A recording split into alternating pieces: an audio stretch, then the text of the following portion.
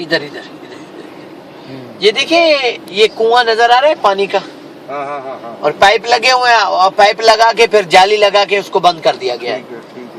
ہمارے نبی صلی اللہ علیہ وسلم یہاں پہ آئے اور قریش خاندان یہ آباد تھے، آج بھی یہ لوگ جو رہ رہے ہیں یہ قریشی خاندان کے ہیں۔ اچھا ٹھیک ہے، قریش خاندان کے لوگ رہتے تھے۔ انہوں نے کہا کہ ہمارا سب سے بڑا مسئلہ ہمارے پاس پانی کی قلت ہے، ایک کنواں ہے لیکن وہ بھی کڑوا ہے۔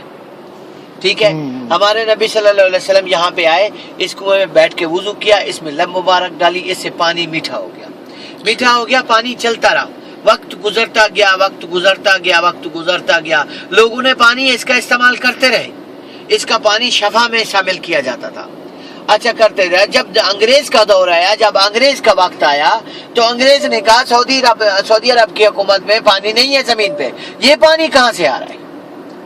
اس نے اس کی تحقیق کرنا شروع کر دی، نیچے اس کے پہنچا، نیچے پہنچا تو ایک پانی کا ایک بلبلا تھا جس سے پانی نکل رہا تھا، چشمہ تھا، ایک بلبلا تھا، تو اس بلبلے کو انہوں نے جو ہی کاٹا وہ بلبلا پھٹ گیا، جو ہی وہ بلبلا پھٹا پانی باندھا ہو گیا آنا۔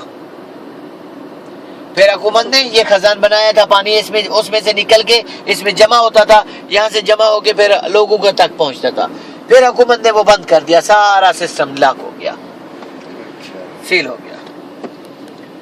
سمجھ میں آ گئی؟